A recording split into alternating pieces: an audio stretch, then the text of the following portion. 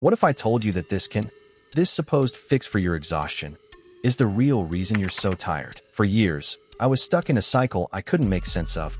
I thought I needed this just to get through my day. I was tired, anxious, and my energy was on a terrifying roller coaster.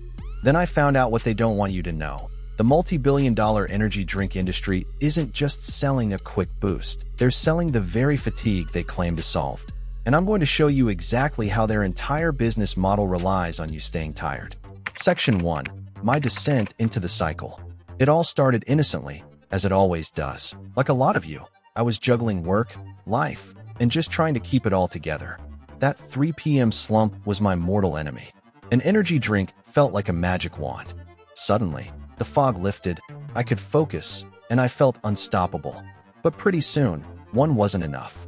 The boost that used to last for hours started to wear off faster and faster. And the crash that followed? It was brutal. It wasn't just a gentle dip in energy, it was a full-body shutdown. I was irritable, my head would pound, and the exhaustion was somehow deeper than before. The only thing that seemed to fix it was, you guessed it, another can. Before I knew it, I was completely dependent. I was drinking 2, sometimes 3 a day. My sleep was a joke. I'd lie in bed, my mind racing from all the caffeine, but my body felt like it had run a marathon. I was waking up more tired than when I went to bed, and the first thing I'd reach for was a can just to feel normal. I started getting heart palpitations and this constant, humming anxiety I couldn't shake. My entire life was dictated by the highs and lows from a 16-ounce can. I was living on borrowed energy, and the interest payment was my health. Section 2. The turning point. My wake-up call came during a routine doctor's visit. My blood pressure was high, and my doctor started asking about my lifestyle. When I admitted how many energy drinks I was downing, the look on his face said everything. He laid out the long-term risks: chronic anxiety, hypertension, a whole domino effect of health problems I was lining up for myself. That was it. I went home and fell down a research rabbit hole. I realized I wasn't just someone with bad self-control. I was a customer in a system designed to keep me hooked. That's when my personal problem turned into an investigation. I had to understand not just what these drinks did to me, but why they were made this way. And what I found was a pretty calculated strategy. Section 3. Deconstructing the energy illusion. To understand the con, you have to look inside the can. It's a chemical cocktail engineered for a very specific roller coaster effect. First up, the star of the show, caffeine. Energy drinks can have anywhere from 80 to over 300 milligrams of caffeine in a single can. Now, here's the trick. Caffeine doesn't create energy. It hijacks your brain. It works by blocking the adenosine receptors. Adenosine is the chemical that signals to your body when it's time to rest. As you go about your day, adenosine builds up, making you feel sleepy. Caffeine is like a bouncer at a club, physically blocking adenosine from doing its job, so your brain never gets the "I'm tired" message. But here's the catch. While caffeine is playing bouncer, your body is still making more and more adenosine. It's all just waiting in the background. When the caffeine finally wears off, that massive crowd of adenosine floods your receptors all at once. This is the crash. It's not just a return to your normal tiredness. It's a wave of exhaustion that hits you like a truck, making you feel way more tired than before you even had the drink. Next, we have sugar. A single 16-ounce can of a popular energy drink can pack a shocking amount of sugar, sometimes over 50 grams. This gives you a massive blood sugar spike, making you feel alert. But what goes up must come down. Your body pumps out insulin to handle that sugar bomb, which then causes your blood sugar to plummet. The result is a crash that leaves you irritable, foggy, and desperate for another quick hit. Finally, there's that mysterious, proprietary energy blend. This is where companies often tuck in other stimulants. Guarana. This is a plant that's a natural source of caffeine. In fact, its seeds can contain more caffeine by weight than coffee beans. It's often listed as an herbal ingredient, which means its caffeine content might not be included in the total caffeine count on the label, pumping up the stimulant load without you realizing it. Taurine. This amino acid has a complicated role. While some studies suggest taurine might actually reduce some of caffeine's negative side effects, other research raises concerns that the combination, especially in high doses, could increase the workload on your cardiovascular system. The long-term impact of this combination is still a subject of concern. B vitamins. Energy drinks are often loaded with B vitamins, sometimes thousands of times your recommended daily intake. Your body is essential for turning food into energy, but your body can only use so much. The rest is just flushed out.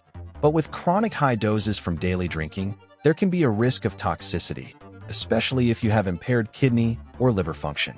This mix of caffeine, sugar, and stimulants doesn't create sustainable energy. It creates a volatile illusion of energy, with a guaranteed crash built right in. Section 4. The crash for cash model. And this is where the real genius of the business lies.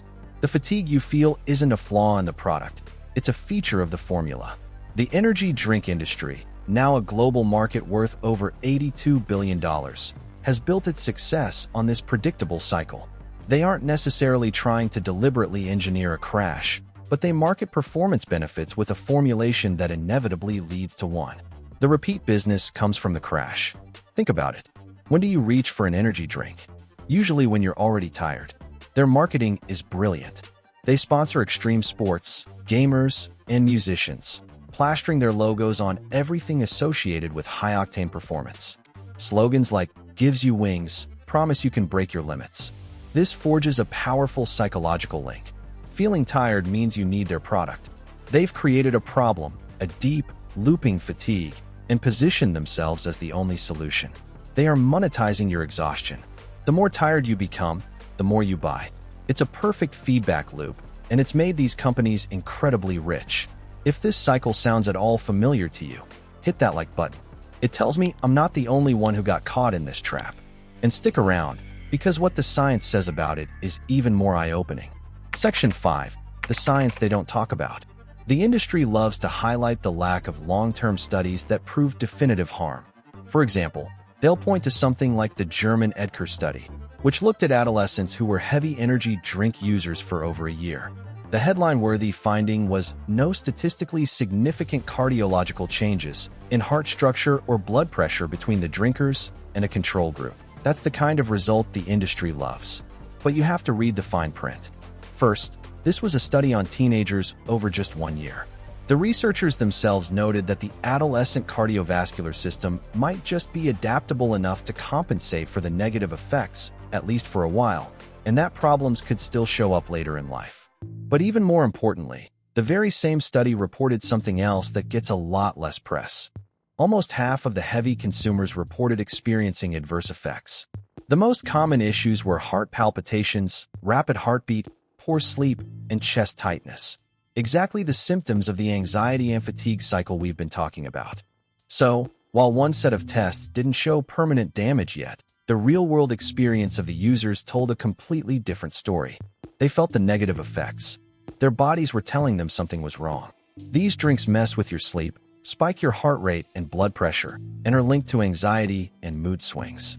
That temporary lift comes with a very real physiological price tag.